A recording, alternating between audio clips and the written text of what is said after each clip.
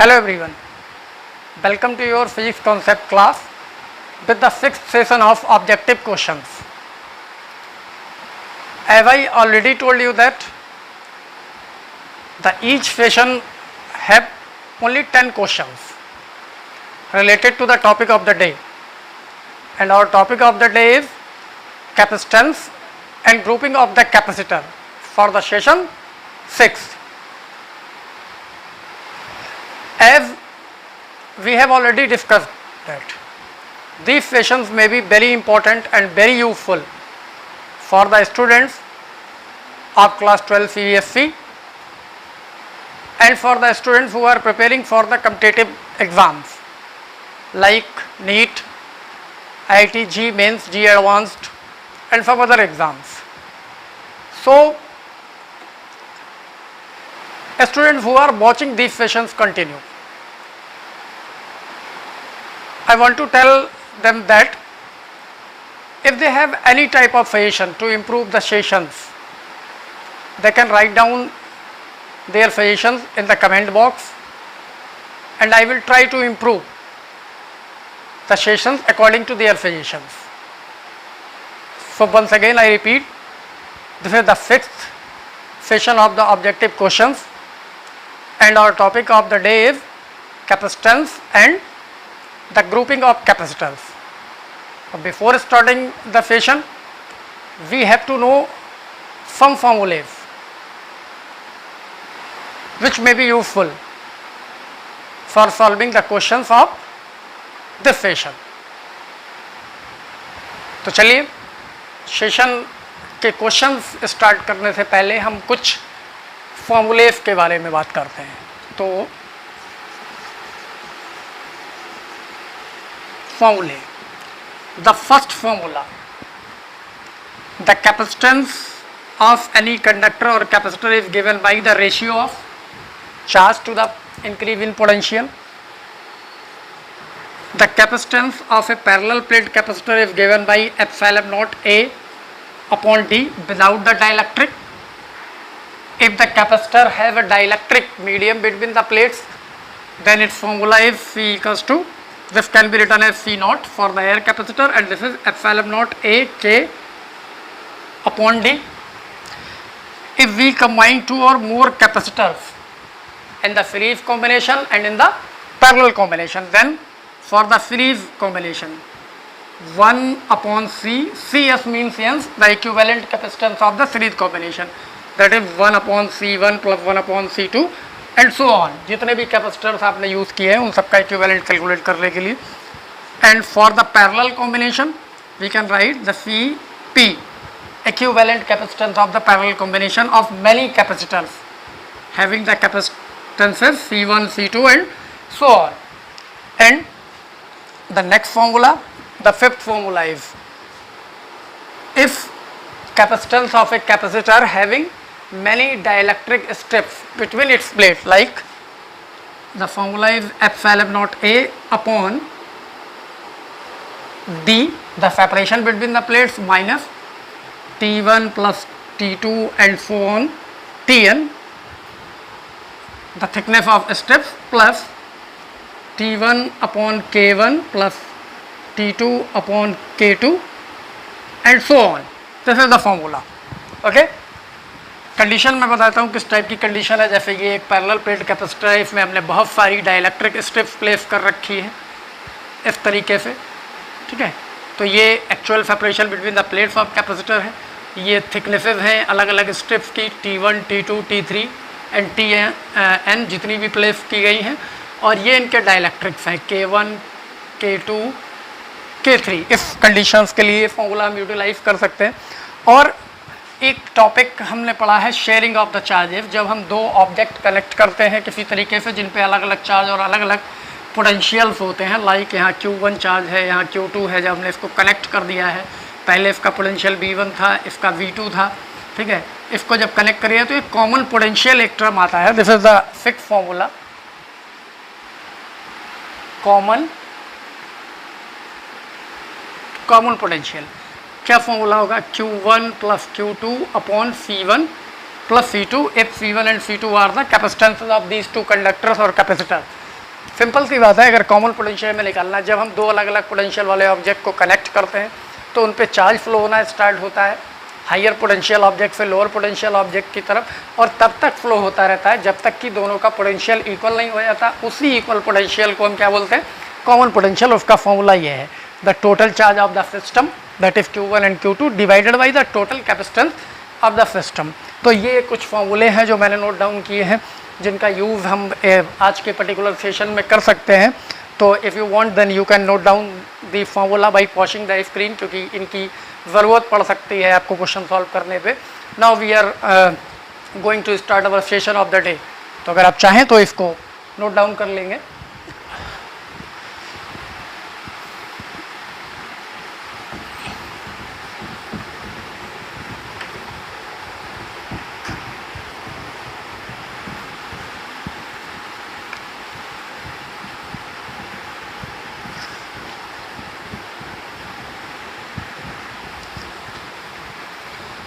Now let me start our session. So first question of the day and first question of the session is, see on the screen of board, your first question you can see on your screen. Capacitors are used in electrical circuits where appliances need more. There are four options in the circuit in the question. So returns back to the board. The question number 1 and its options are, A option is current, the option B is voltage, the option C is watt, and option D is resistance.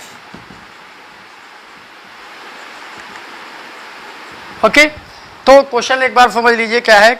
Capacitors are used in electrical circuit where appliances need more. Capacitors जिन circuits में use किए जाते हैं वहां appliances को क्या ज़रूरत होती है, ज़्यादा करंट, ज़्यादा वोल्टेज, ज़्यादा power, what is the unit of power, या फिर ज़्यादा resistance.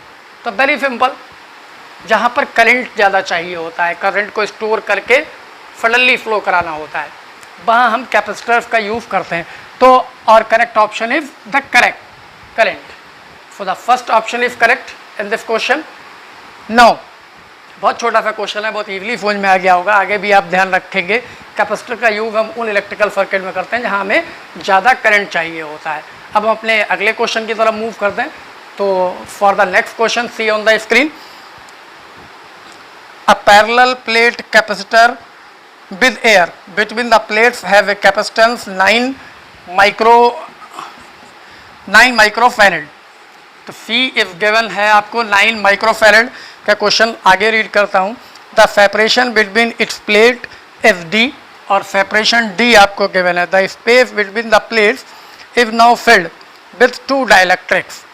One of dielectric constant K1 equals to 3 आपको गिवन है, एंड सेकेंड के वाले में भी आपको क्वेश्चन में गिवन है, and the thickness D/3, thickness जो है वो D/3 गिवन है।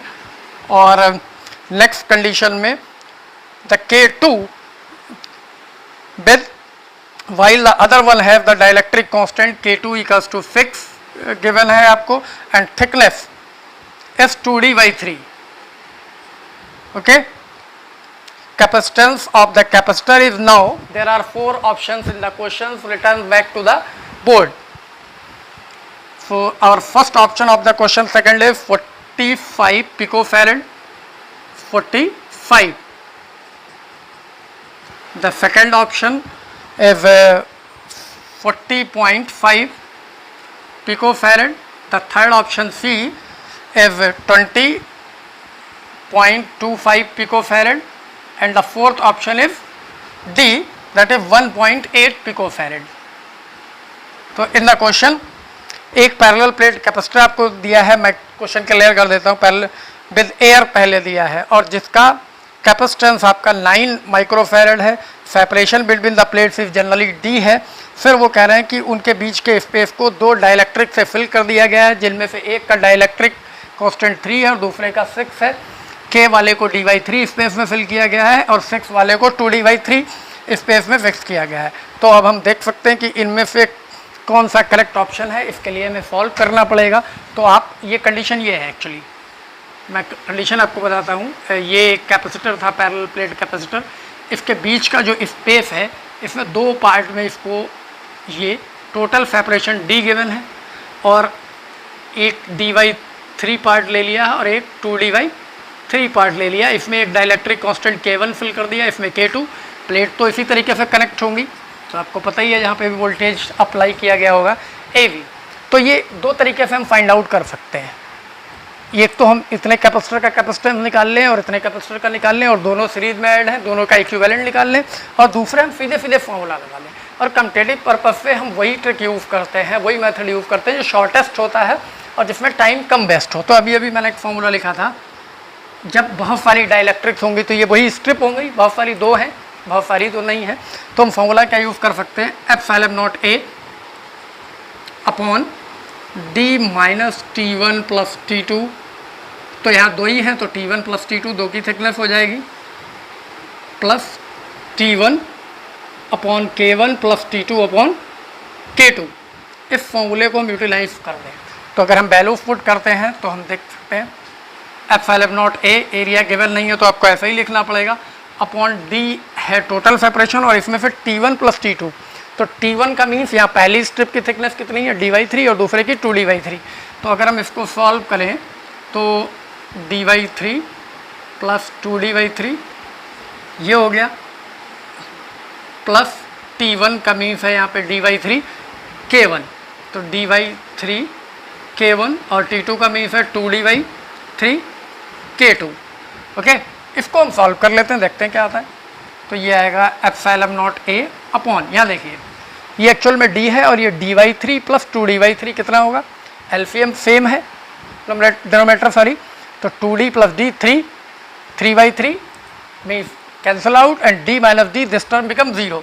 The first term is 0 plus the next term is d upon 3k1 and 2d upon 3k2। इसको अगर हम सॉल्व करते हैं तो d upon 3k1, d 3 into k1 is 3 plus 2d upon 3k2, k2 is 6।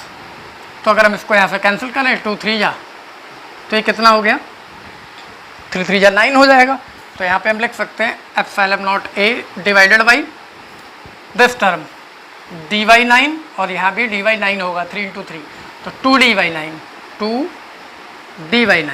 Now we can write it 9/2 reverse हो जाएगा ये ε0A upon d। और जनरली फॉर्मूला क्या होता है C0 का, एयर कैपेसिटर का, ε0A अपॉन d। तो इसका मतलब जो फर्स्ट सिचुएशन में ये गिवन है ये एक्चुअल में C0 है और ये यहाँ माइक्रो के बजाय पिको होना चाहिए था क्वेश्चन में, पिको फैरेड, क्योंकि बाकी टर्म्स पिको में गिवन है सारे ही ऑप्शंस। ठीक है, तो यहाँ पे 9/2 ε0A अपॉन d, ये एक्चुअल में क्या है यहाँ मैं लिख देता हूँ, because C0 equals to ε0A upon d और इसकी value already 9 pico farad question में गिवन है।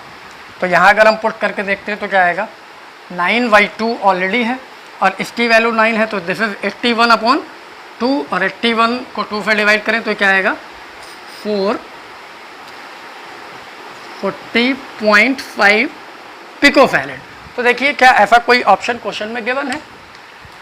The first option is 45 pico farad, the second option is 40.5 and third is 20.25 and fourth is 1.8 pico farad. तो only this option is match with our solution. तो जाहिर है कि second option correct होगा। तो now अब अगर इसको आप सॉल्व करना चाहते हैं, नोटिस में रखना चाहते हैं, तो स्क्रीन को पॉज करके इसके सोल्यूशन को भी नोट डाउन कर सकते हैं। ठीक है, ओके।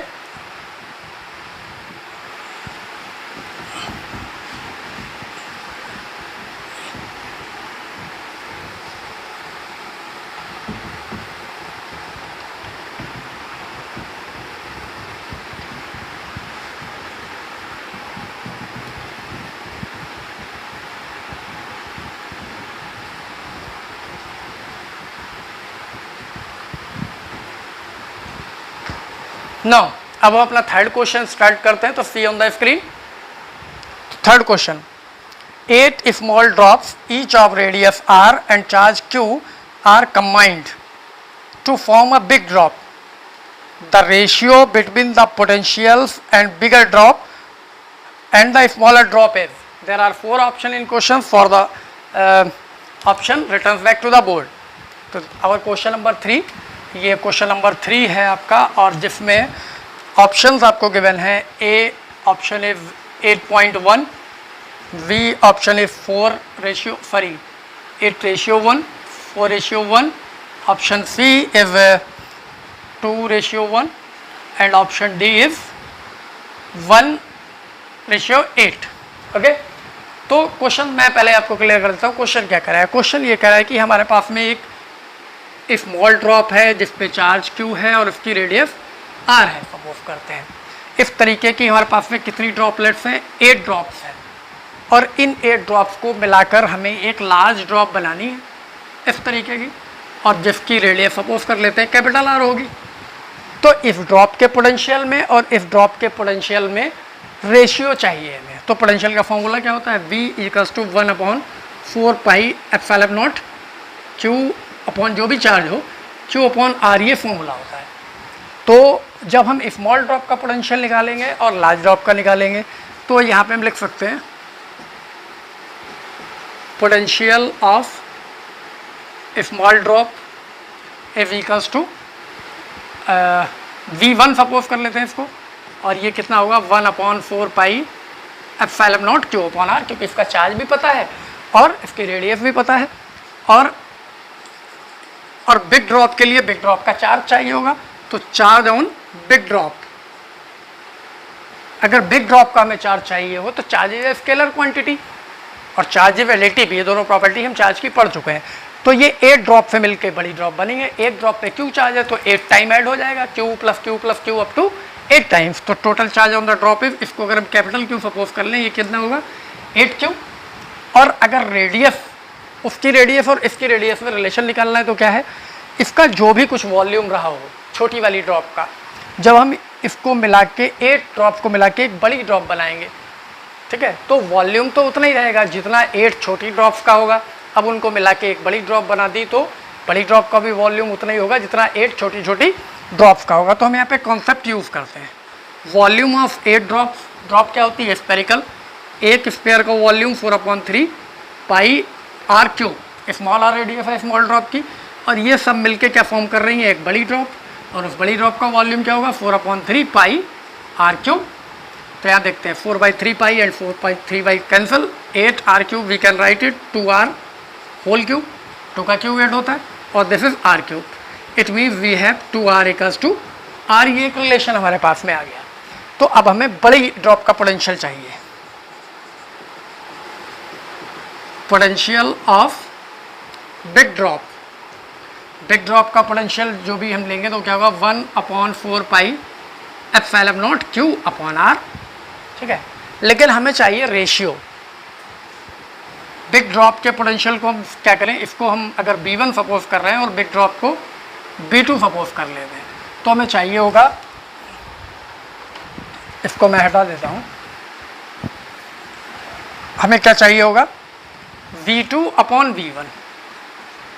तो V2 देखिए 1/4πε0 Q/R और B1 इज 1/4πε0 स्मॉल Q/R. तो ये तो पूरा कैंसिल हो गया, ये बचा कैपिटल Q/स्मॉल Q इंटू R/R. ओके, तो वैल्यू पुट कर दीजिए. कैपिटल Q कितना है? 8Q है, स्मॉल Q है. R/R यहाँ से ले लेते हैं. R/R निकालेंगे तो क्या हो जाएगा? 1/2 हो जाएगा. 1/2. So this Q is cancel. 2 4 × 8, तो ये जस्ट 4 आ जाएगा. That is V1 = 4:1. क्या ऐसा कोई ऑप्शन है हमारे पास में? बड़ी ड्रॉप का और छोटी ड्रॉप का जो पोटेंशियल्स का रेशियो है वो 4:1 होगा.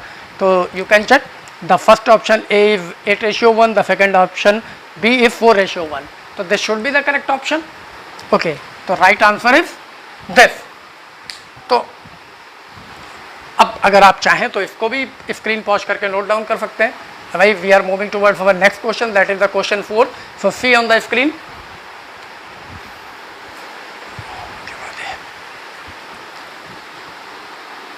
Question 4. when a lamp is connected with the series with capacitor, then there are 4 options in questions. So returns back to the board for the options.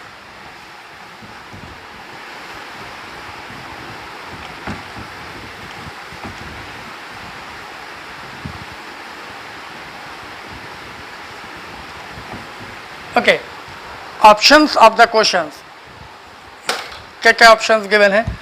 Question 4 है ये हमारे पास में, और इसका फर्स्ट ऑप्शन हमारे पास में है lamp will not glow, A option.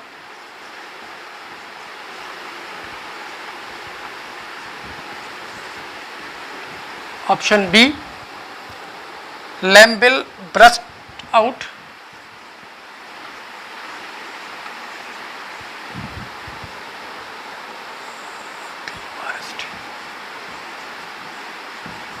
Option C, lamp will glow normally.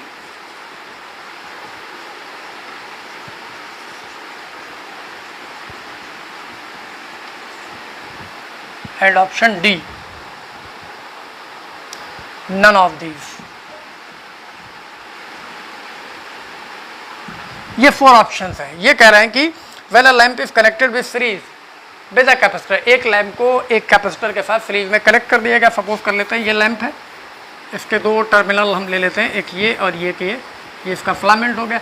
इसके साथ में एक कैपेसिटर, ये इसको हम कैपेसिटर शो कर सकते हैं। ये 2 टर्मिनल हम इसके ले लेते हैं, कैपेसिटर के इलेक्ट्रोड्स को इस तरीके से ये सीरीज में हमने कनेक्ट कर दिया, और ये कहीं सप्लाई है। ठीक है, तो ये कह रहे हैं कि 4 ऑप्शन में से कौन सा करेक्ट होगा। लैम्प ग्लो ही नहीं करेगा, लैम्प विल या वस्ट हो जाएगा, मीन फ्यूज हो जाएगा। लैम्प विल ग्लो नॉर्मली या नॉर्मली ग्लो करेगा, या नन ऑफ दिस। तो जनरली लैम्प को हम क्या डीसी अप्लायंस एज्यूम करते हैं, तो इसको जलाने के लिए लैम्प को डीसी सप्लाई दी जाएगी, और डीसी सप्लाई में डीसी सप्लाई के साथ ये कैपेसिटर वर्क ही नहीं करेगा, और जब वर्क नहीं करेगा तो लैम्प ऐसा लगेगा ये ओपन सर्किट में। ओपन सर्किट का मतलब ऐसा लगेगा किसी से कनेक्ट ही नहीं है, और जब ये किसी से कनेक्ट ही नहीं है, क्योंकि डीसी सप्लाई के लिए कैपेसिटर का यूज़ नहीं होता, एसी सप्लाई के लिए कैपेसिटर का यूज होता है। तो और right option should be the lamp will not glow. इस कंडीशन में लैम्प ग्लो ही नहीं करेगा। ओके, तो this is the answer of 4th question. The right option is A.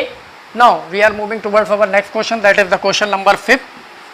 For the question number 5, see on your screen, the capacitors 3 microfarad and 4 microfarad are individually charged across a 6-volt battery. After being disconnected from the battery, they are connected tighter with the negative plate of one attached to the positive plate of other. What is the final energy stored? Questions में 4 options हैं given, A, B, C and D, and for C the options returns back to the board. Okay, the options are question number 5 and options A is given 1.26 into 10 to the power 1.26 into 10 to the power minus 4 joule. The option B is 2.57 into 10 to the power minus 4 joule. 2.57 is 10 to the power minus 4 joule. The option C is given 1.26 into 10 to the power minus 6, 1.26 into 10 to the power minus 6 joule, and option D is given 2.57 into 10 to the power minus 6, 2.57 into 10 to the power minus 6 joule. तो एक बार question understand कर लीजिए क्या है। Question में 2 capacitors given है, एक को C1 सपोज कर लेते हैं, एक को C2 सपोज कर लेते हैं। C1 का कैपेसिटेंस 3 माइक्रोफैरेड है और C2 का 4 माइक्रोफैरेड है, 4 माइक्रोफैरेड है, और ये एक 6 वोल्ट की बैटरी से कनेक्ट करके चार्ज किए गए हैं। ओके, 6 वोल्ट की, तो 2 कैपेसिटर हैं, 6 वोल्ट की बैटरी से अलग अलग इनको चार्ज किया गया है, और उस चार्ज करने के बाद बैटरी को हटा दिया गया है फुली चार्ज होने के बाद। और बैटरी को हटाने के बाद इनको क्या किया गया है, इस तरीके से अटैच किया गया है कि एक कैपेसिटर की और दूसरे कैपेसिटर की पॉजिटिव प्लेटें कनेक्ट हो और नेगेटिव प्लेटें आपस में कनेक्ट हो। तो मैं सर्किट आपको दिखा देता हूँ।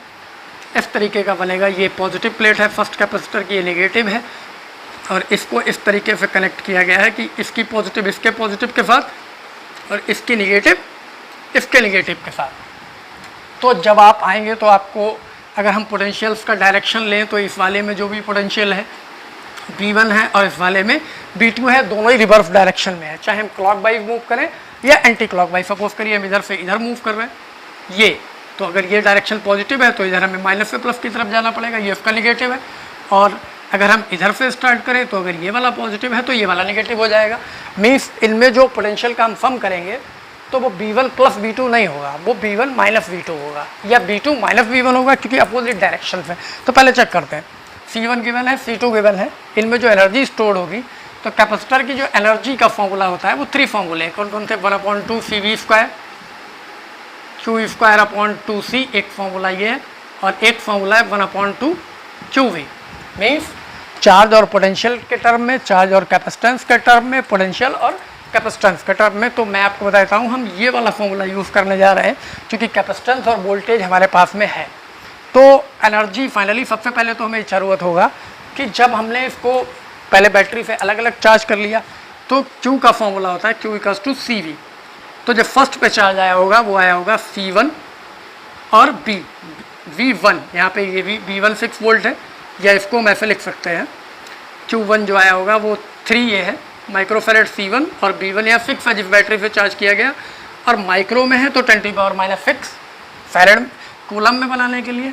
और अगर हम Q2 की बात करें तो ये C2V होगा, C2 मीन 4, V 6 है और 10⁻⁻6, तो ये कितना हो गया 24 × 10⁻⁻6 कूलम। ये तो 2 चार्ज हो गए। अब जब हम इनको कनेक्ट करेंगे तो अभी मैंने बताया शेयरिंग ऑफ चार्जेस में क्या होता है, दोनों का पोटेंशियल एक बराबर हो जाएगा, जिसको हम कॉमन पोटेंशियल कहेंगे। तो पहले हम कॉमन पोटेंशियल निकालते हैं। Common potential V = Q1 + Q2 total charge divided by total capacitance. इसको अगर हम सॉल्व करें तो ये वाला था 24 × 10⁻⁻6 माइनस ये होगा 6 × 3 18। ये समझ लीजिएगा, एक्चुअल में तो ये प्लस है लेकिन यहाँ एक नेगेटिव है चार्ज और एक पॉजिटिव है, तो उसके अकॉर्डिंग हम कैलकुलेट कर रहे हैं पूरा total charge upon C1 + C2। C1 कितना है 3 × 10⁻⁻6 + 4 × 10⁻⁻6। अगर हम इसको सॉल्व करते हैं तो 24 - 18 कितना होगा 6, तो this is 6 × 10⁻⁻6 divided by 4 × 10⁻⁻6 3 means 4 3 7 7 × 10⁻⁻6, this is cancel, this is 6/7 volt. ये कॉमन पोटेंशियल आ गया। अब क्या है, एनर्जी तो चाहिए, तो U = 1/2, इस कॉम्बिनेशन का कैपेसिटेंस ये होगा, पैरेलल कॉम्बिनेशन है ऑलमोस्ट, तो पैरेलल में C1 + C2 ही होगा, और B² वैल्यू पुट कर लेते हैं 1/2 C1 + C2 3 + 4, और दोनों ही माइक्रो में गिवन है तो फैरेड के लिए 6, और B² मीन्स 6/7 का होल स्क्वायर। इसको सॉल्व करके देख लेते हैं कितना होता है, 1/2 3 + 4 7 × 7 × 10⁻⁻6 × 6 का स्क्वायर कितना होगा 36 डिवाइडेड बाई 49। इस 7 से कैंसिल हो जाएगा 49 7, और ये कितना हो जाएगा 2 और ये 36 18, क्या बचा 18/7 × 10⁻⁻6। और इसको डिवाइड करके देखते हैं, 7 2 जा 4 रिमेनिंग रहेंगे, पॉइंट के बाद में 40 हो जाएगा, 7 5 जा 35, फिर 5 रिमेनिंग रहेंगे, 7 7 जा, और पावर 10⁻⁻6 जूल। देखिए ऐसा कोई ऑप्शन है आपके पास में, A is 1.26 × 10⁻⁻4 joule, B is 2.57 × 10⁻⁻4 joule. तो यहाँ डिजिट तो मिल रहे हैं बट पावर मैच नहीं कर रही है। थर्ड में 1.26 × 10⁻⁻6 जूल, वहाँ पावर मैच कर रही है, डिजिट मैच नहीं कर रहा है, 2.57 × 10⁻⁻6 जूल। तो this one is the correct option. तो इस क्वेश्चन का सही ऑप्शन क्या होगा, डी। तो सॉल्व मैंने कर दिया है, अब आप इजीली इसको नोट डाउन कर सकते हैं स्क्रीन पॉज करके, या वीडियो को बार बार प्ले करके इसको अंडरस्टैंड कर सकते हैं। एक बार फिर से बता देता हूँ, जो क्वेश्चन की सिचुएशन गिवन होती है उसको अंडरस्टैंड करना बहुत ज़रूरी था।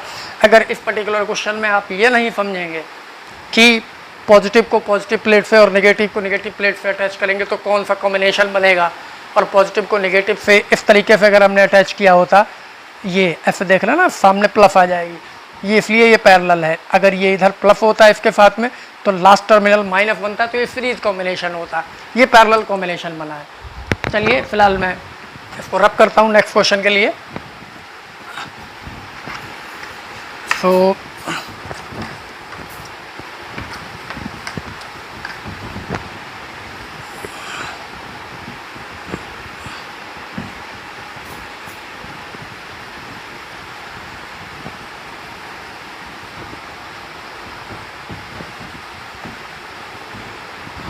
now our next question, see on the screen, question number 6.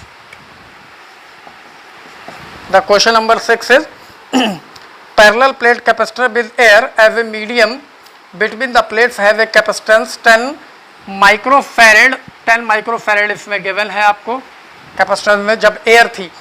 The area of the capacitor is divided into two equal halves and filled the two dielectrics as shown in the figure having the dielectric constant K1 equals to 2 and K2 equals to 4. The capacitance of the system will now be, 4 options are given in the question. For the diagram of the question and options, return back to the board. Okay, so this is the diagram. इसमें एक portion ये लिया गया है और एक portion ये लिया गया है, हाफ पोर्शन। इसमें K1 फिल कर दिया है। जब इसमें ये दोनों में से कोई डाइलेक्ट्रिक नहीं थे, ये पॉइंट ए है जहाँ पे पोटेंशियल दिया गया है, ये वी है, और जो भी इसका टोटल एरिया ए था, इस सी नॉट मीन्स जब एयर थी, ये कोई डाइलेक्ट्रिक नहीं था, तो इसका कैपेसिटेंस गिवन है। बाद में इन्होंने इसमें 2 डाइलेक्ट्रिक फिल कर दिए, K1 K2, और एक मैं कॉन्सेप्ट आपको बताता है, ध्यान रखिएगा। जब भी डाइलेक्ट्रिक फिल करने में कैपेसिटर का एरिया डिवाइड होगा, कैपेसिटर का एरिया डिवाइड होगा तो एक कॉम्बिनेशन होगा, और जब डिस्टेंस डिवाइड होगी तो एक कॉम्बिनेशन होगा। जब एरिया डिवाइड होगा तो पैरेलल कॉम्बिनेशन होगा, और जब डिस्टेंस डिवाइड होगी तो सीरीज कॉम्बिनेशन होगा। तो यहाँ एरिया डिवाइड हो रहा है, मीन्स जो टोटल एरिया था A/2 इधर हो गया और A/2 इधर रह गया, तो ये 2 कैपेसिटर पैरेलल हो गए। आप चेक भी कर सकते हैं, एक टर्मिनल से वोल्टेज यहाँ आ रहा है, एक टर्मिनल से यहाँ आ रहा है, तो इसकी एक प्लेट एक साइड से ऐड है, इसकी एक प्लेट एक साइड से ऐड है, मीन्स ये पैरेलल कॉम्बिनेशन है। तो पैरेलल कॉम्बिनेशन के लिए क्वेश्चन में 4 ऑप्शंस गिवन है। क्या क्या है? ऑप्शन ए गिवन है आपको क्वेश्चन नंबर 6 का 10 माइक्रोफैरेड, ऑप्शन बी गिवन है 20 माइक्रोफैरेड, ऑप्शन सी गिवन है 30 microfarad, and option D given है 40 माइक्रोफैरेड। ओके, इन 4 ऑप्शंस में से एक ऑप्शन करेक्ट होगा, तो हम चेक करके देख लेते हैं कौन सा ऑप्शन करेक्ट होना चाहिए इक्विवेलेंट कैपेसिटेंस के लिए। तो हम चेक करते हैं, सीधे सीधे सी नॉट गिवन है, देखते हैं पैरेलल कॉम्बिनेशन, ये पता चल गया। तो चाहे तो आप यहाँ लिख सकते हैं the combination will be parallel. तो सबसे पहले हम अलग अलग कैपेसिटर के निकालते हैं, लाइक C1 पहले वाले की निकालते हैं, क्या होगी F∅m0 A, एरिया तो A/2 हो गया, और K1 डिवाइडेड बाई सेपरेशन जो भी बीच का है, गिवन नहीं है क्वेश्चन में, डी सपोज कर लेते हैं, डी, तो it should be F∅m0 K1 A/2D। Okay, now C2 F∅m0 A/2 again, now the dielectric is K2 and separation is D, this is F∅m0 K2 A/2D, ये दोनों ही हैं। और कॉम्बिनेशन कैसा है? ये parallel, C1 plus C2, C equivalent अगर हमें calculate करनी हो, इक्विवेलेंट ही तो चाहिए, तो पैरेलल कॉम्बिनेशन है, तो C1 प्लस C2 ऐड करते हैं, F∅m0 A K1/2D plus F∅m0 A K2/2D। इसमें हम देख सकते हैं F∅m0 A/2D हमने कॉमन ले लिया है, K1 प्लस K2, ये रिलेशन है, और यहाँ हम वैल्यू पुट कर दें, बिकॉज F∅m0 A/D ये क्या होता है, C0 होता है, और ये गिवन है 10 माइक्रोफैरेड, तो यहाँ वैल्यू पुट कर दिए, then C equivalent equals to F∅m0 A/D की वैल्यू 10 है, अपॉन में 2 है, K1 कितना है, 2 है, और ये कितना है 4 है 6, that is 10 into 6 divided by 2, तो 2 5 जा 10, 6 5 जा 30, और ये माइक्रो में गिवन थी तो माइक्रो में ही आ जाएगी क्योंकि हमने यहाँ चेंज ही नहीं किया फी नॉट को, तो माइक्रो में ही आंसर आ जाएगा। 30 micro farad is the correct answer. So देखते हैं कि यह किसी ऑप्शन से मैच कर रहा है कि नहीं। ए में 10 माइक्रो फैरेड है, बी में 20 माइक्रो फैरेड है, सी में 30 माइक्रो फैरेड है और डी में 40 माइक्रो फैरेड है। तो right option should be this, the option C is correct, 30 micro farad. This is the fifth question. Now we are moving towards our next question. You can note down this question by pausing the screen. For the next question, see on your screen.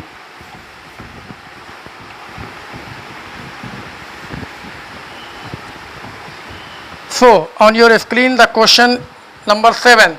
In the figure shown the effective capacitance between the points A and B if each have the capacitance C.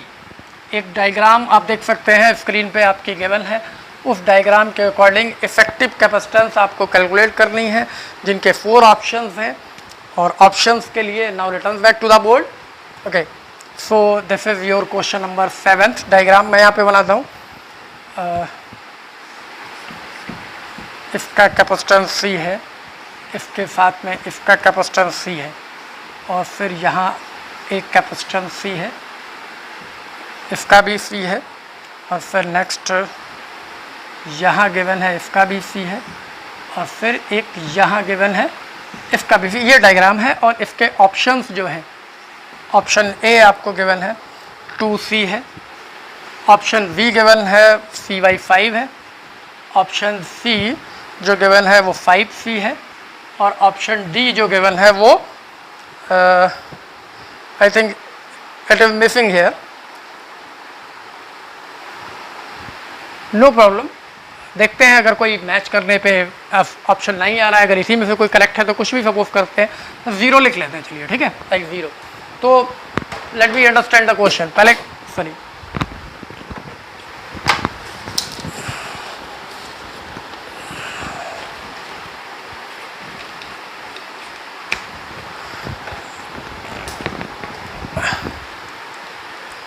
Question पहले understand कर लेते हैं। Okay, तो इसको हम यहाँ से proper connect करते हैं इस तरीके से। बहुत सिंपल सा क्वेश्चन है, देखते हैं इसमें कौन सा कॉम्बिनेशन बनना है, और ये ए वी है जिनके बीच में रिक्वायर है ए पॉइंट। तो बहुत सीधा सा ये दिख रहा है, ये और ये 2 सीरीज में है, इन दोनों के साथ में ये पैरेलल है, ये और ये 2 मतलब इधर वाले दोनों आपस में सीरीज में है, ये दोनों सीरीज में है, और इनको अगर हम सर्किट को सिंपलीफाई करें तो ऊपर वाले 2 ऐसे बना सकते हैं हम सर्किट को, पहले C फिर दूसरा वाला इसके साथ ऐसे C कनेक्ट किया गया। ये जो बीच वाला है ये पॉइंट अगर हम यहाँ से स्टार्ट करते हैं A के साथ में, तो बीच वाला जस्ट इस पे ऐसे कनेक्ट है, ये C हो जाएगा, ये दोनों ही टर्मिनल से A और B से, मतलब हम A इधर लेंगे यहाँ पे और B इधर लेंगे, और ये जो थर्ड वाले 2 बचे हैं ये फिर से एक यहाँ C है और इसके साथ में फिर एक ये वाला C है, ऐसे ये इस तरीके का कॉम्बिनेशन है ए वी। तो आप देख सकते हैं ये 2 सीरीज में, फिर ये 2 सीरीज में है, और ये तीनों आपस में पैरेलल में है रोड। तो बहुत सिंपल सा है, इक्विवेलेंट कैपेसिटेंस अगर हम इनको कोई पॉइंट सपोज कर लें, ए वी अगर ये है, ठीक है, तो अगर हम इनको पॉइंट ले लें P, इसको Q, इसको R, इसको S, इसको E, इसको F, तो इन सबके अगर कैपेसिटेंस देखें तो 1/C PQ की अगर हम बात करें सिर्फ पहले वाली रो का, तो ये दोनों सीरीज में है, तो सीरीज में इस तरीके से ऐड होता है, तो 1/C plus 1/C that is 2/C।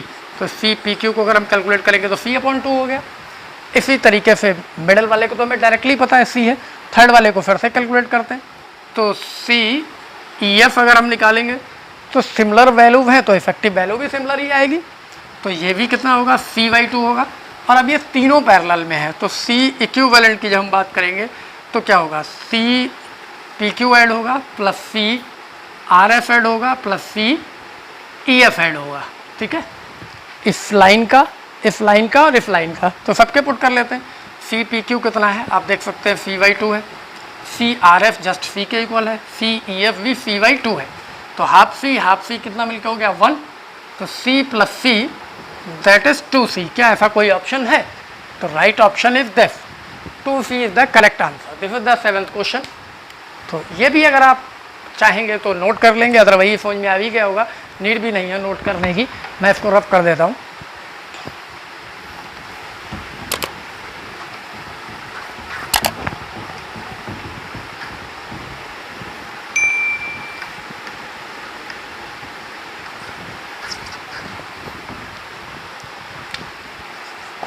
Now question 8 के लिए सी ऑन द स्क्रीन।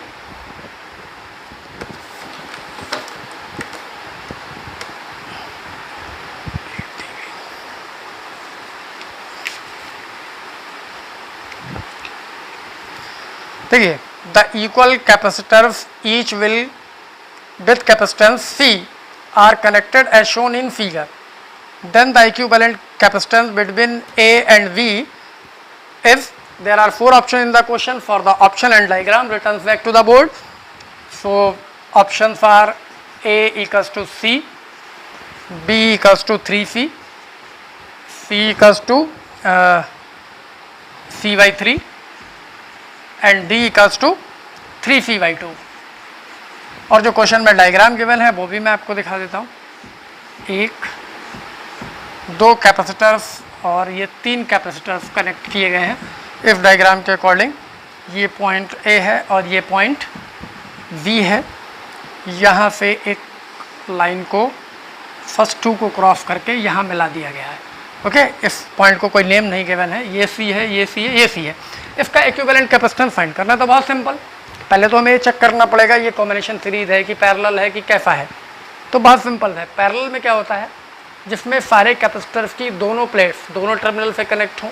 और सीरीज में क्या होता है, पहले कैपेसिटर की एक प्लेट और आखिरी कैपेसिटर की एक प्लेट टर्मिनल से कनेक्ट हो, बाकी सारी इंटरकनेक्ट हो। तो यहाँ हम देख सकते हैं ये टर्मिनल A है इधर वाला और ये टर्मिनल V है। तो फर्स्ट कैपेसिटर की बात करें तो A से डायरेक्ट सप्लाई इसमें जा रही है और ये B से आने वाली सप्लाई भी इसमें मौजूद है। ठीक है, तो और अगर हम दूसरे की बात करें इस वाले कैपेसिटर की, तो A से जाने वाली सप्लाई यहाँ है, ये इस तरीके से आ रही है, और B से आने वाली भी आ रही है और थर्ड वाले से भी आ रही है। तो ये तीनों आपस में एक्चुअली पैरेलल कॉम्बिनेशन बना रहे हैं, दोनों के टर्मिनल कनेक्ट हैं। जैसे ये देख रहे हैं ना आप, B वाले में एक टर्मिनल है, ये डायरेक्ट A से सप्लाई चली गई और B से तो आ ही रही है। A की अगर हम बात करें, A की अगर इसकी B की बात करें तो A से सप्लाई जा रही है और B वाली सप्लाई तो है ही है, और इसी तरीके से तीनों हैं। तो हमें इनको क्या करना पड़ेगा, पैरेलल ऐड करना पड़ेगा। तो in the given combination the all capacitors are parallel. तो पैरेलल जब हम ऐड करेंगे तो C इक्विवेलेंट, और पैरेलल में आपको पता है क्या क्या होगा, ये सीरीज कॉम्बिनेशन नहीं है, पैरेलल है। तो C plus C plus C 3, तो ये कितना हो जाएगा 3C। क्या ऐसा कोई ऑप्शन हमारे पास में है? तो the option B is the right option. तो क्वेश्चन तो बहुत सिंपल था क्वेश्चन है। Now the question 9th, see on the screen the question number 9. The dielectric slab of constant K1 and K2 have been filled in between the plates of capacitor as shown below. What will be the capacitance of the capacitor? What will be the capacitance of the capacitor? तो 9th question है ये। Now returns back to the board. Question number 9 में जो diagram given है वो पहले मैं बनाता हूँ। क्वेश्चन नंबर 9 डायग्राम पहले देखिए क्या बना है। ये इस तरीके का डायग्राम है ये, और इसमें इस तरीके से K1 K2 ये दो डाइलेक्ट्रिक फिल किए गए हैं, और ये टर्मिनल्स हैं AB जहाँ सप्लाई दी गई है, और ये वाली सेपरेशन D/2 है, ये D है, टोटल D है। तो मैंने अभी आपको थोड़ी देर पहले बताया था कि अगर एरिया डिवाइड हो रहा हो तो कॉम्बिनेशन पैरेलल होता है, और डिस्टेंस डिवाइड हो रही हो तो कॉम्बिनेशन सीरीज होता है। मतलब ये एक सीरीज कॉम्बिनेशन है। देख रहे हैं ना आप, ये कैपेसिटर अलग हो जाएगा, K1 डाइलेक्ट्रिक वाला K2 अलग हो जाएगा, तो ये सीरीज कॉम्बिनेशन हो जाएगा। और ऑप्शंस क्या क्या है, ये क्वेश्चन नंबर 9 है आपका। Option A is given 2 epsilon not A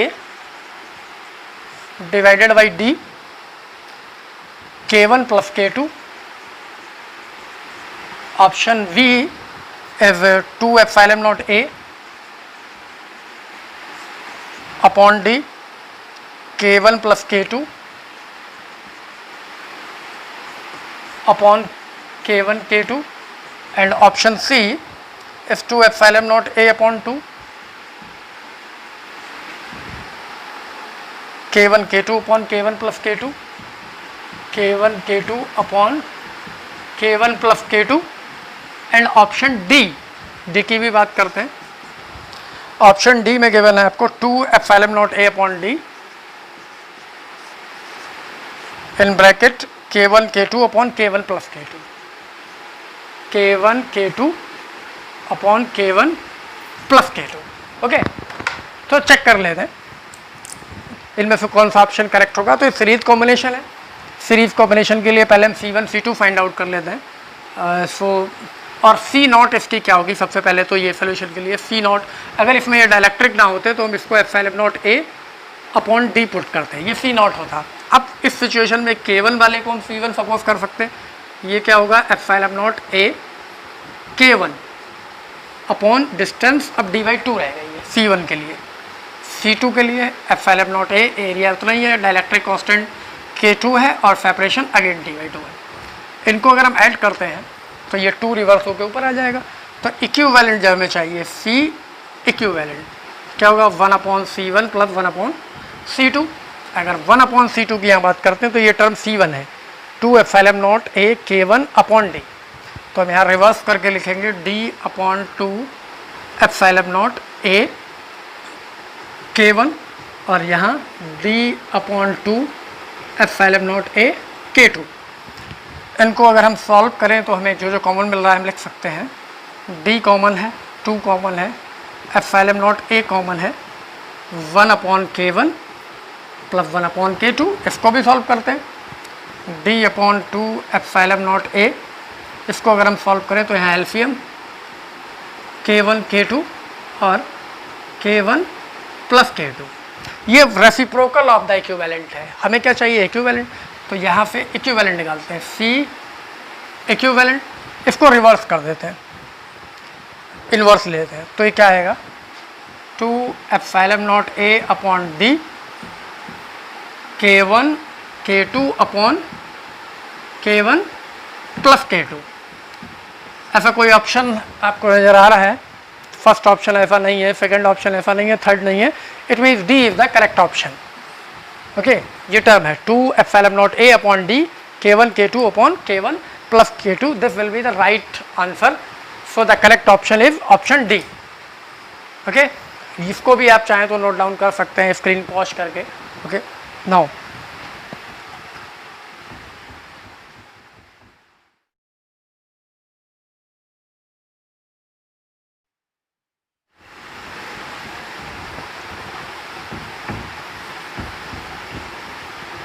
now our next and last question of the day is question number 10. So see on the screen. Question 10. The total capacity of a system of a capacitor shown in figure between the points A and V if 4 options are here. The first option A is 1 microfarad given है, the second option आपको 2 microfarad given है, the third option C आपको 3 microfarad given है और D the fourth option जो आपको given है 4 microfarad given है। ये 4 ऑप्शन क्वेश्चन में है। फॉर सी द फिगर, ठीक है, return back to the board. Okay, तो मैं डायग्राम आपको बनाता हूँ। ये डायग्राम है आपका, एक यहाँ पे 2 माइक्रोफैरेड इन्वॉल्व है, उसके बाद में एक यहाँ पे 2 माइक्रोफैरेड है डायग्राम के अकॉर्डिंग। फिर एक यहाँ 2 माइक्रोफैरेड है और इसके बाद में एक यहाँ पे 2 माइक्रोफैरेड है, 1 माइक्रोफैरेड है सॉरी, और एक इनके डायगोनल में ये पॉइंट A है और ये पॉइंट V है और एक डायगोनल में है ये 1 माइक्रोफैरेड। तो चारों तरफ 2-2 माइक्रोफैरेड के हैं ये, और ये 2 1 माइक्रोफैरेड के। तो which will be the correct option, इसको चेक करते हैं। चलिए पहले तो ये डायग्राम देखते हैं। तो बहुत सिंपल सा देखने में लग रहा है, A और B है, ये और ये 2 सीरीज में है, फिर इन दोनों के साथ में ये सीरीज में सॉरी पैरेलल में है, और ये और ये दो सीरीज में है और इसके साथ में, मीन्स ये दो का कॉम्बिनेशन ये सीरीज में है, सॉरी ये सीरीज में नहीं है, ये फिर इसके साथ में पैरेलल में है, और फिर ये वाला जो कैपेसिटर है, ये जो कॉम्बिनेशन है, ये कॉम्बिनेशन इसके साथ सीरीज में है, ये पूरा कॉम्बिनेशन इसके साथ पैरेलल में है। तो इसको अगर हम सिंप्लीफाई करें सर्किट को, देखते हैं क्या है। ए पॉइंट हमने यहाँ लिया, इस पे हम क्या करते हैं, ये दो, एक 2 माइक्रोफैरेड यहाँ, फिर एक और 2 माइक्रोफैरेड यहाँ, 2 माइक्रोफैरेड यहाँ हमने इसको कनेक्ट कर दिया, ये दो कनेक्ट हो गए। इसके साथ में एक पैरेलल में और कनेक्ट हो गया, ये 1 माइक्रोफैरेड वाला, 1 माइक्रोफैरेड ये इसके पैरेलल में कनेक्ट हो गया। इस ये इतना, ये 3 हमने कवर अप कर लिए। इस पैरेलल के साथ नेक्स्ट वाला क्या होगा, वो फिर सीरीज में कनेक्ट हो गया। इस पूरे कॉम्बिनेशन के साथ में ये नेक्स्ट वाला 2 माइक्रोफैरेड का ये सीरीज में कनेक्ट हो गया, ये वाला। और इस पूरे कॉम्बिनेशन पे, पूरे के पूरे कॉम्बिनेशन पे ये 1 माइक्रोफैरेड वाला पैरेलल में कनेक्ट हो गया, और ये लास्ट टर्मिनल हो गया V। If is the simplifying circuit of the given circuit. तो आप बहुत क्लियर देख सकते हैं, ये वाले दो सीरीज में है, ये इन दोनों के साथ ये इसके पैरेलल में है, ये पूरा बॉक्स इसके साथ में सीरीज में है, और ये पूरा कॉम्बिनेशन इसके साथ में पैरेलल में।